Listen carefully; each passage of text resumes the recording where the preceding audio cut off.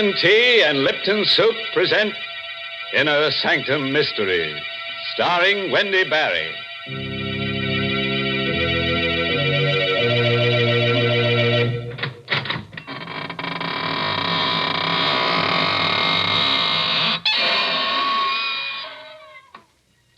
Good evening, friends of the Inner Sanctum. This is your host to welcome you through the squeaking door into a gay little world of homicidal maniacs, vampires, ghosts, werewolves, and assorted forms of sudden and gory death. Friends, if you ever walk through a cemetery at midnight and see a girl whose hair is on fire and is carrying her head under her arm, you know what to tell her, don't you? Just say, keep a cool head on your shoulders, Toots. And run like crazy. I suppose you think that kind of advice will help her. Why, of course, Mary. What else could you say to a girl whose hair is on fire? Wait, I know what you'd tell her. You'd say, my dear, why don't you cool off with a glass of Lipton's iced tea? I declare, you sure think of Lipton's at the strangest times. But you know, folks, come to think about it, this is a strange time of year. The days are hot, and yet the nights are apt to be a bit chilly. Yes, this is the time when people keep cool with a refreshing pitcher of Lipton's iced tea while the sun's on the rampage, and then later, after sundown, a hot cup of Lipton seems to taste just right. And do you know the reason why Lipton's, hot or iced, is always so welcome and satisfying? Well, it's because Lipton's has that famous brisk flavor. That word brisk, B-R-I-S-K, means that Lipton tea tastes fresh and full-bodied. It's never flat or wishy-washy. That's right, folks. You just don't know how good tea can be till you've tried Lipton's. And now, friends, get ready to try a new kind of Inner Sanctum story. It's called The Murder Prophet, and it's an original radio play by Milton Lewis, who copied it from a tombstone. Yes, and our star tonight is that glamorous Hollywood movie star, Wendy Barrie, who plays the role of Claudia Dale. All right. Clear the floor and give your flesh room to creep. Ready? Then let's hear Claudia tell us the story in her own words.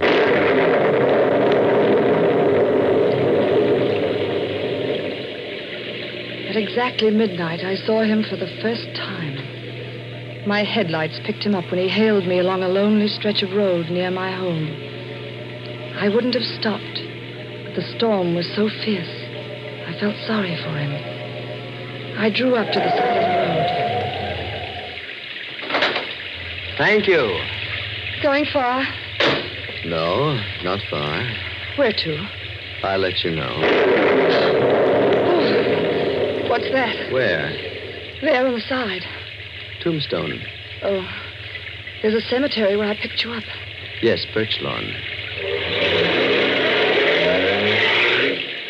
Cigarette? No, thank you. I don't smoke.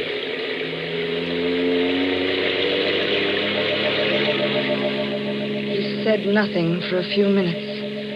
In the reflection of the dashboard light, I saw his face for the first time. Sunken eyes, hollow cheeks, mouth set in a queer grin, a skull barely covered with a thin layer of milk-white flesh. With a start, I realized he was staring at me. I've seen you before. Oh, I don't think we've met. No, I know you. Are you sure? Yes. I would never forget someone so beautiful. Oh, really? You're Claudia Dale. Why, yes. You're married to Howard Dale. That's right. But I don't seem to place you. No, you wouldn't. I know quite a lot about you. Do you really? Your first husband was Willard Banks. How did you know that? He died 8 years ago, a suicide. Who are you? You don't know me. Be careful, you're speeding. Oh, I'm sorry. I didn't realize. You're trembling. How do you know so much about me? I just know. Oh, really? I suppose you have second sight or some such rubbish. It is not rubbish. Then tell me where I'm coming from. Pittsfield. You guessed. You went there to visit a sick friend, Martha Wollstone. But you couldn't guess that. You're going too fast. You're losing control. No, I'm not. I'm quite all right. I can go fast if I choose to. I shall go as fast as I wish. Would you care to know more of yourself? No. No, I do not find your little trick particularly amusing. Besides, What else do you think you can tell me about myself? Your future. Oh, nonsense. Your husband is dead. Howard? Murdered. Oh, you're lying. You'll find his body on the floor near the piano of your living room when you get home. There are 2 bullets in his head. Get out of here. Get out of this car. Get out. You hear me? Get out. Very well. It happens that this is where I wish to go. Good night, and thank you, Mrs. Dale.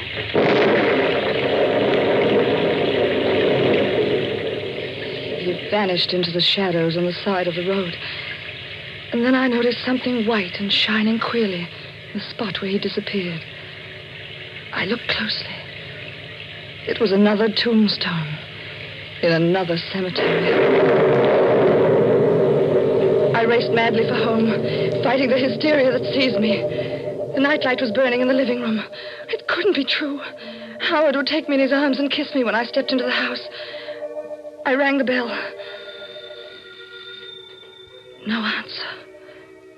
Somehow I managed to get the key in the lock. I ran into the living room. Howard! Don't move. Oh, who is it? Right behind you. I've got a gun. Oh, a gun. The whip in the body. Who are you? Turn around. Oh, you murdered Keep him. quiet. Oh, don't come near me. Sit down. Don't touch me. I said sit down. Oh. Sorry I had to slap you. You're losing control. You don't have to scream for the police. Here's my badge. You? Detective Sergeant Quinn. Homicide. Oh, well, I thought you were. Yes, I know. Drink this. Thanks. Feel better? Yeah, much. Who is he? My husband. Sure? Positive. When was he killed? About 20 hours ago. 4 yesterday morning. How do you know? One of the bullets went wild. Hit that clock on the mantel. Where were you yesterday morning? Pittsfield. I stayed with a sick friend, Martha Wallstone. Here, look at these things. I took them out of his pocket. They all his? Yes. Where's the snake ring? There were no rings. But he had one. It was quite valuable. He was never without it. I gave it to him.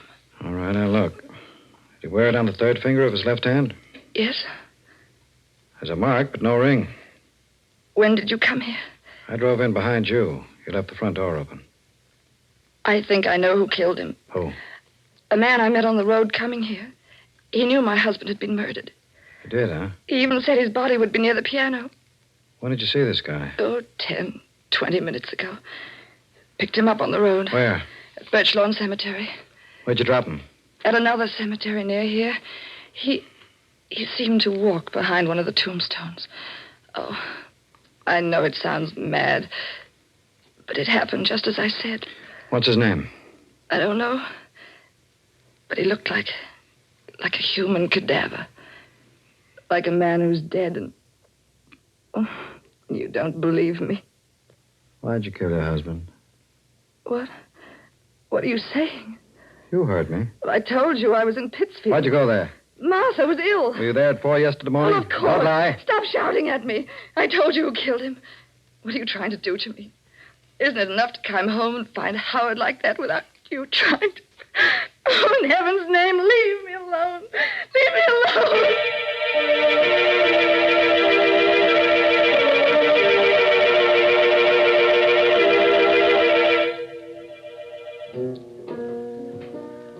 That a scotch, lady? No, thanks.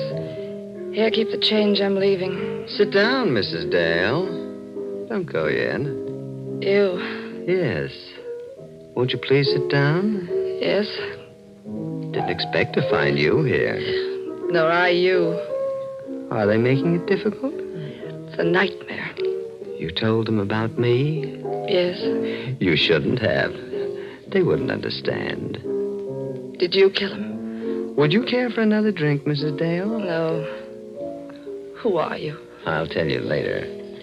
Why'd you come here? To talk to you. I knew I'd find you here.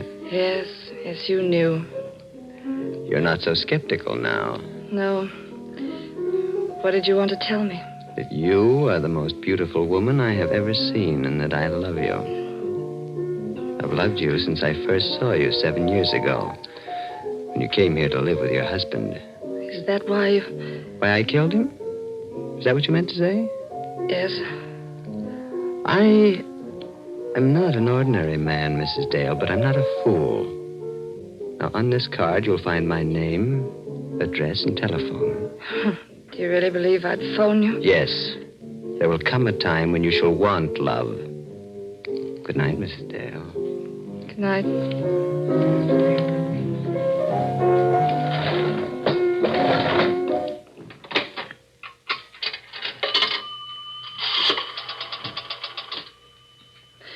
Hello?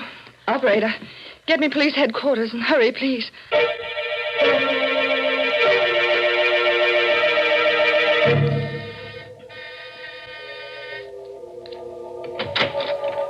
Yes? That's him, Detective Quinn. That's Garth Dragman.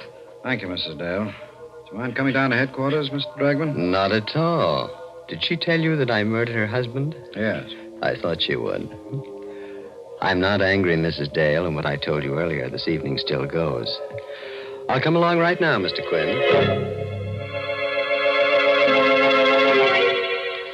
I didn't sleep a wink that night. Twice I got out of bed and drove to police headquarters.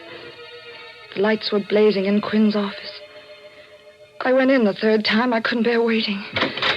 Oh, Miss Dale. Well, Glad you stopped by. We checked everything Dragman said.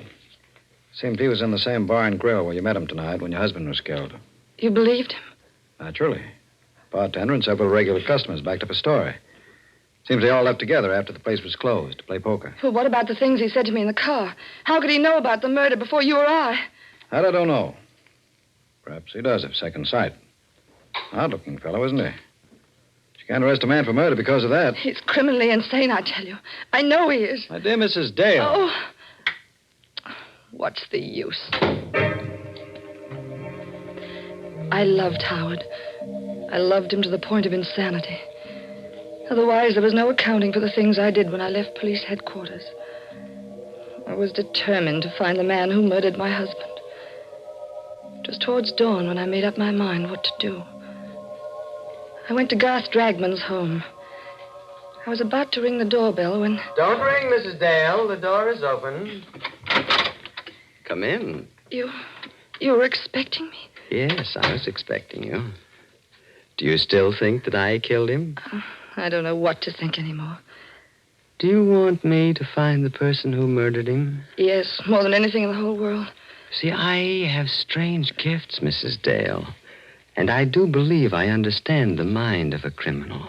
That mad impulse to crime, that strange, twisted desire to take a living being, a creature of arrogance and power, and make it a corroding, lifeless mass of flesh fit for worms. Oh. You're shocked? Crime is a shocking, evil thing. And only a man with the brain of a genius can succeed at it. And only a man with a greater brain can trap a successful criminal. I'll find your murderer for you, Mrs. Dale, on one condition. What's that? That you marry me. I felt my body turn to ice. I knew I was talking to a madman. I was sure I was talking to the man who'd murdered my husband.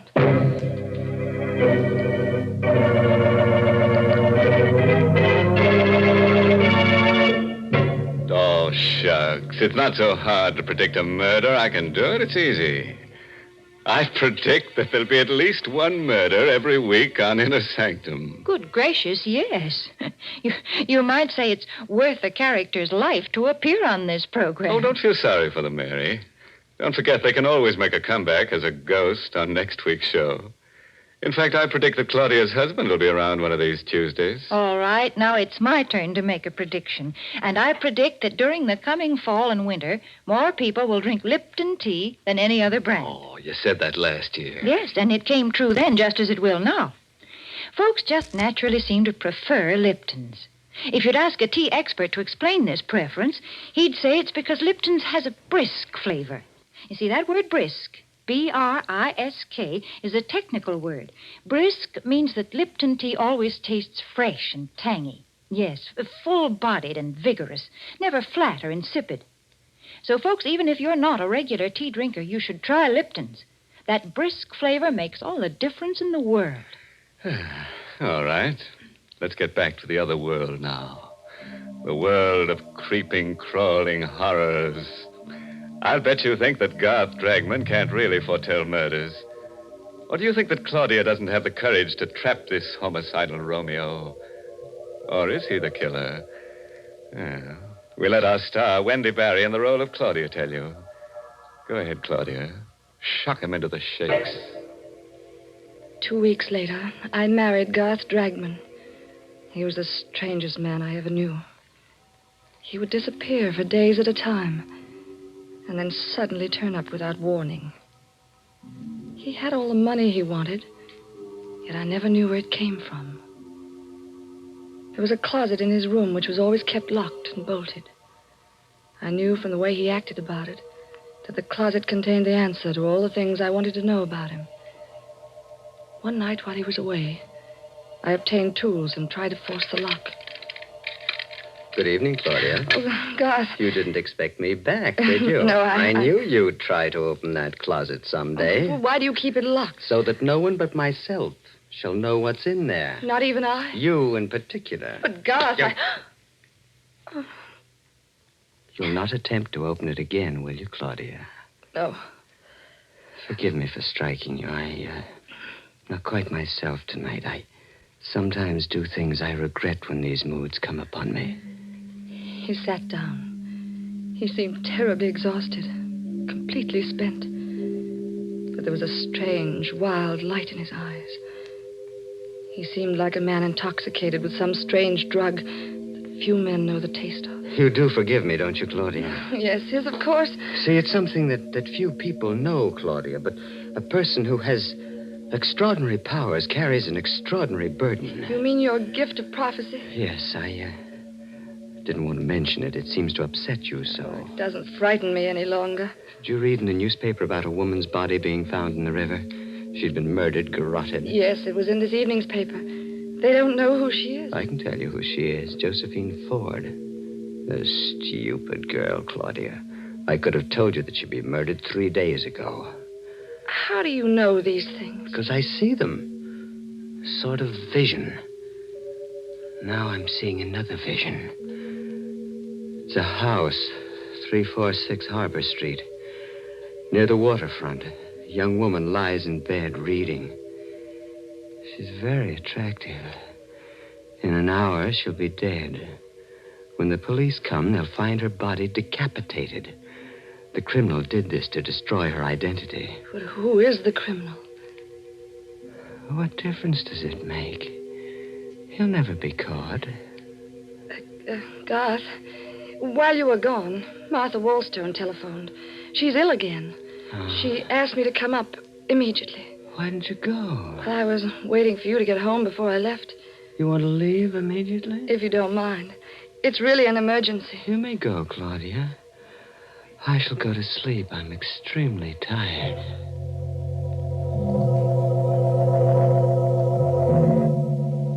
It took only a few minutes to get to the waterfront.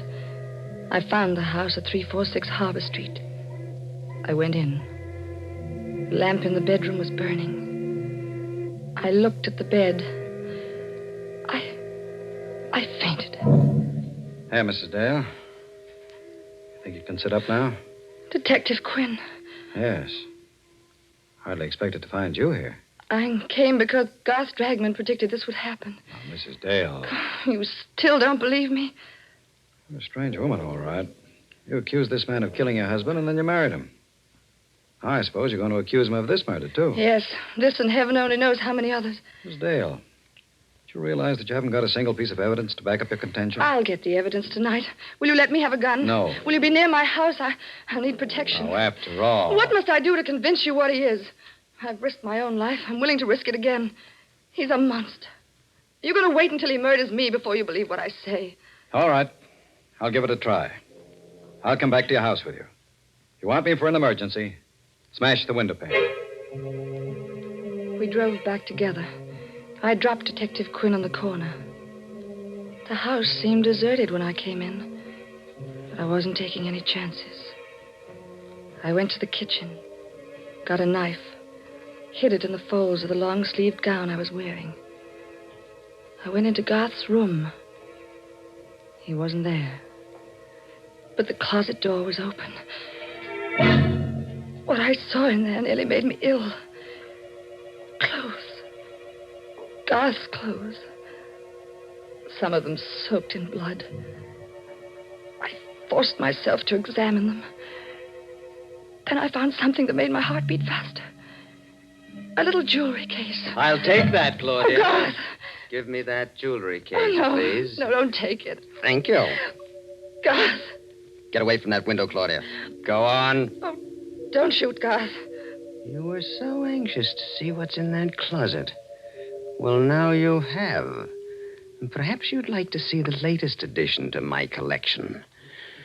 It's in this box. That box. Yes, Claudia. A hat box. Garth! Sit down, Claudia. What are you going to do? Tell you who killed your husband. You? No. You. You're insane. I've written out a confession for you to sign. What'll happen if I don't sign it? Well, I credited you with more imagination. Would you like to hear it? Yes. Yes, read it, please. Sit over here, away from that window. Yes. I, Claudia Dale, murdered my first husband, Willard Banks, for his insurance by administering poison. My first husband? Yes, Claudia. See, I mean to make this document strong enough to send you to your death if I wish. I've got all the details here, just how you murdered your first husband, how you killed your second. Shall I go on? No. You know it's all a lie. Will you sign it? Of course not. Just what is your game anyway? If you want to kill me, why don't you shoot? You've been very successful before. There's no reason you shouldn't succeed again. Go on, shoot. You put me in a very difficult position, Claudia. You see, you have found out certain things about me. Things that could cost me my life. I will not tell you again to get away from that window, Claudia. I should prefer to see you live because I love you. But I shouldn't hesitate to murder you. You love me? Yes. You haven't taken me in your arms once since I know you. The right time had not arrived. What do you consider the right time? When I feel that you understand me. When I feel that you, who murdered two men, understand the deep and strange cravings and desires that race in my blood. You really believe I'm a murderess? Of course. That's why I love you. Then the time is now. The time? To take me in your arms. Claudia. He still held the gun. He wasn't more than 2 inches from me. I turned my lips up to him. I twisted my body to get out of the range of his revolver. When I felt his lips touch mine, I slowly let the knife slip into my hand. Slowly, caressingly, I drew my hand up towards his neck. Then I plunged the blade in. Claudia! Detective Quinn! Hurry! I'm coming. What happened? I killed him. And here's the proof that he murdered my husband. I found it in the jewelry case he had in his pocket. It's the snake ring that was missing from my husband's body. Now do you believe me?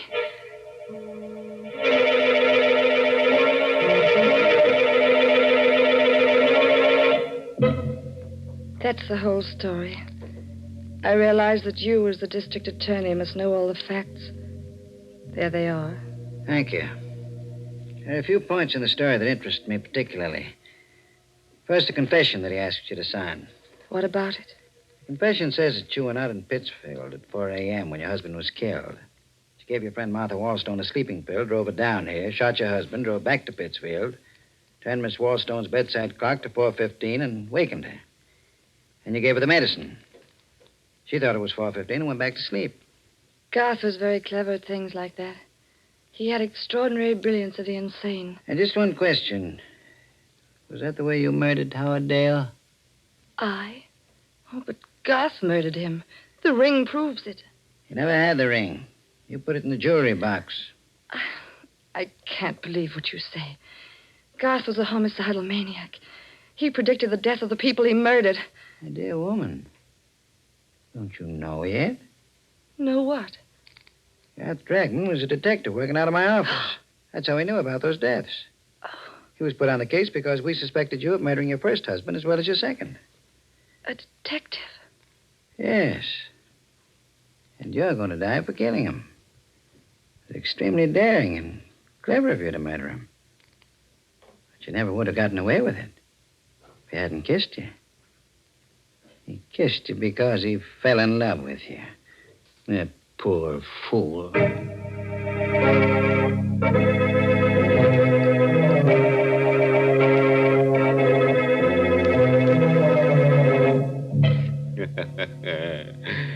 Well, friends, that just goes to prove that you should never pick up hitchhikers who come out of cemeteries at midnight. And I bet you've guessed the moral for our story. It's taken from a famous quotation that Harry the Hangman uttered during a nightmare. Never steal the rings of people you murder on account of that's robbery. My goodness, you call that a moral. That's one of the most immoral things I've ever heard you say. All right, Mary, I'll take it back. Now, here's one you really like. There's many a slip twixt the cup and the Lipton. That's why teaspoons were invented. That's very clever.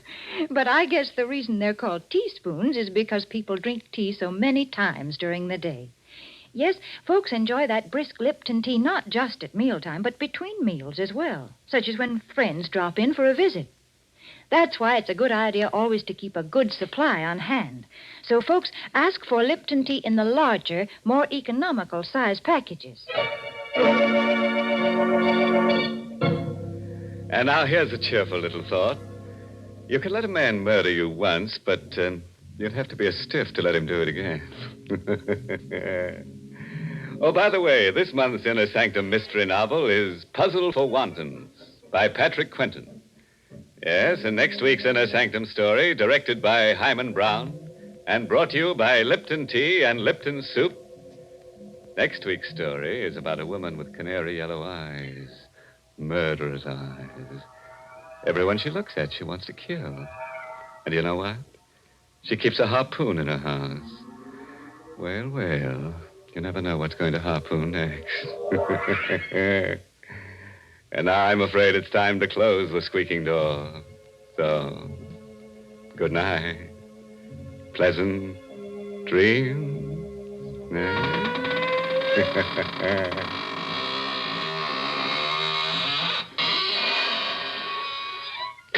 Folks, it's wonderful how little time cooking takes these days.